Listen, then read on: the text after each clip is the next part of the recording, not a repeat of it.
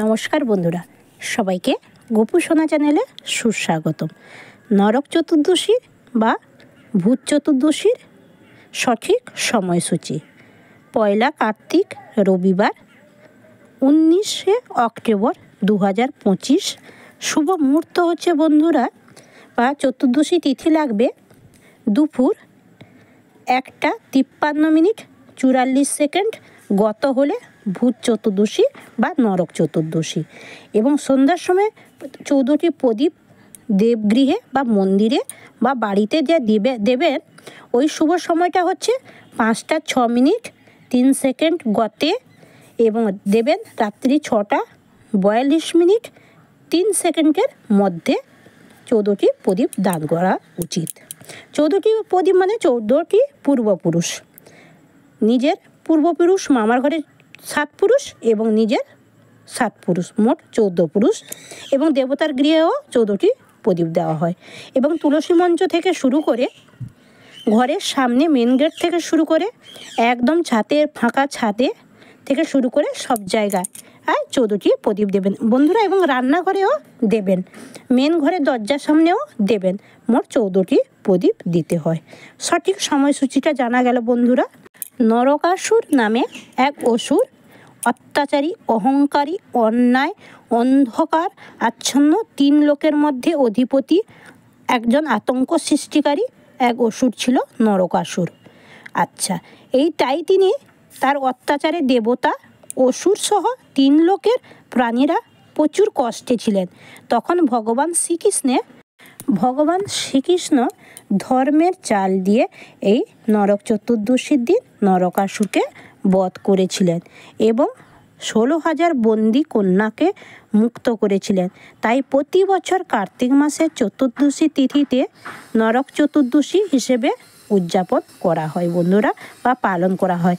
এই নরক চতুর্দশীর দিন বাড়ির প্রধান দরজায় প্রদীপ জ্বালালে মা লক্ষ্মীর স্বাগত জানায় এবং বাড়িতে সুখ সমৃদ্ধি ভরে ওঠে। এবং রান্নাঘরের কাছে প্রদীপ দিলে বা রান্নাঘরে প্রদীপ জ্বালালে মা অন্নপূর্ণা দেবীর কৃপা লাভ করা যায় এবং সুখ সমৃদ্ধি ভরে ওঠে। আর তুলসী তলায় বা তুলসী গাছের নিচে প্রদীপ জ্বালালে কি হয়, ধর্ম এবং শুদ্ধতা এবং আধ্যাত্মিকতা প্রতীক বলে মানা হয়। এবং বাড়ির ছাদে প্রদীপ দিলে কি হয় বন্ধুরা, বাড়ির ছাদে প্রদীপ জ্বালালে পরিবারের চারিপাশে আলো এবং শুভ বিষয়ের আগমন নিশ্চিত বন্ধুরা। এবং বন্ধুরা এই দিন 14 শাক খাওয়ারও প্রচলন আছে। 14 পুরুষের উদ্দেশ্যে এই ভূত চতুর্দশীর দিন বা নরক চতুর্দশীর দিন 14 শাক খাওয়া হয় বন্ধুরা। শ্রী রামচন্দ্র, দৈত্যরাজ বলি, ধর্মরাজ যম এবং নরকাসুরের সাথে এর কি সম্পর্ক আছে সেটিও এক পৌরাণিক কাহিনী আছে বন্ধুরা। ভক্ত প্রহ্লাদের পৌত্র দৈত্যরাজ বলি কাহিনী। পুরাকালে দৈত্যরাজ বলি যখন স্বর্গরাজ্য দখল করে দেবতাদের বিতাড়িত করেছিলেন, তখন দেবতাগণ শরণাপন্ন হয়েছিলেন তখন ভগবান শ্রীবিষ্ণুর। তখন অত্যাচারীর বলিকে দমন করতে ভগবান শ্রীহরি বামন অবতার রূপে আবির্ভূত হয়েছিলেন বলিরাজের সামনে। দাবি করেছিলেন তিনি 3 চরণ রাখার জায়গার জন্য। বলিরাজ তাকে 3টি চরণ রাখার জায়গা দিয়েছিলেন। তিনি তার 1 চরণ দিয়েছিলেন সমস্ত আকাশব্যাপী, 2য় চরণ দিয়েছিলেন সমগ্র পৃথিবীব্যাপী। এরপর তার 3য় পা রাখার জন্য বলিরাজ নিজে মাথা পেতে দিয়েছিলেন। সেই মাথা পেতে দিতে 3য় চরণ রাখার জন্য সেই চরণ রাখতেই বলিরাজা পাতালে প্রবেশ করেছিলেন। এইভাবে বলিরাজা তার মাথা পেতে দিয়ে তিনি সশরীরে পাতালে গেছিলেন। তখন শ্রীবিষ্ণু তাকে অমরত্বের বর দিয়েছিলেন।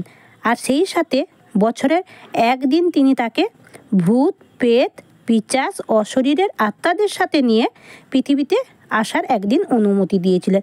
সেই দিনটি হলো ভূত চতুর্দশী বা নরক চতুর্দশী।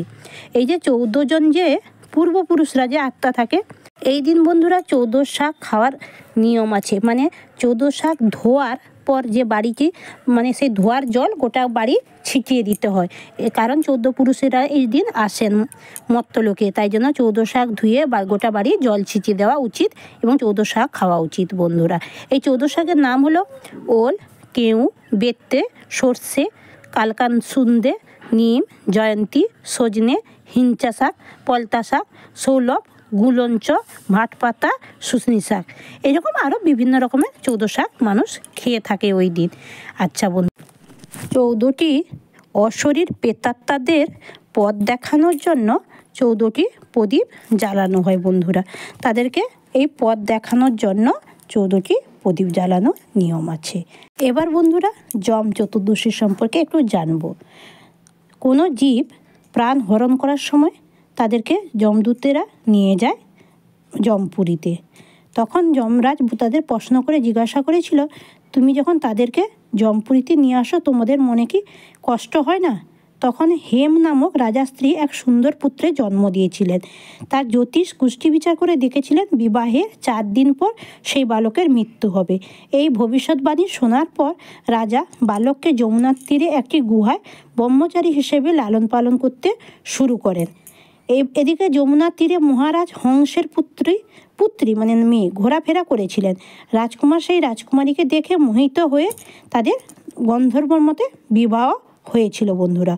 এবং তাদের 4 দিন পর রাজকুমারের মৃত্যুও হইল। স্বামীর মৃত্যুতে সদ্য বিধবা রাজকুমারী তখন খুব বুকে কেঁদে খুব কষ্ট পাচ্ছিল। রাজকুমারের প্রাণ হরণ করার সময় তাদেরও চোখে জল গড়িয়ে যায়, কোনোভাবে কান্না থামাতে পারছিল না। তখন তারা কি করেছিলেন বন্ধুরা?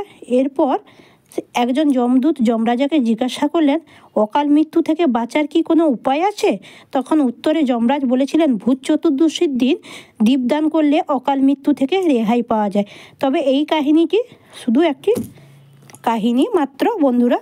এই দিন বন্ধুরা যমরাজের উদ্দেশ্যে তর্পণও করার বিধান আছে। চিত্রগুপ্ত, বিচিত্রবীর্য এদের উদ্দেশ্যে মানে তর্পণ করতে পারেন, গঙ্গা স্নান করতে পারেন, সব কিছু বিধান আছে বন্ধুরা। অবশ্যই বন্ধুরা এই দিন প্রদীপদান অবশ্যই করবেন। প্রদীপদানের অনেক মাহাত্ম্য আছে বন্ধুরা। এছাড়া আর একটি পুরাণে উল্লেখ আছে, রামচন্দ্র যখন 14 বছর বনবাস পালন করার পর যখন অযোধ্যায় ফিরছিলেন তখন চারিদিকে প্রদীপ এবং 14 প্রদীপ এবং বিভিন্ন রকমের আলোয় সজ্জায় অযোধ্যা সেজে উঠেছিল। এই 14 বছর বনবাসে গেছিলেন বলে 14 প্রদীপ দেওয়া হয়। নরক চতুর্দশী আমাদের মনের অন্ধকার দূর করে বন্ধুরা। শ্রীকৃষ্ণ যেমন নরকাসুরকে বধ করে ধরাধামকে অন্ধকার থেকে রক্ষা করেছিলেন বা ভয়মুক্ত করেছিলেন এই বিশ্বকে, তেমনি আমাদেরও এই প্রদীপ জ্বালিয়ে মন থেকে অন্ধকার দূর করে সুখ শান্তির প্রতি ফিরে আসতে হবে বন্ধুরা। এই দিন পৃথিবীতে মর্ত্যলোকে মৃত পূর্বপুরুষের অশরীর আত্মা নেমে আসে এই পৃথিবীতে বন্ধুরা।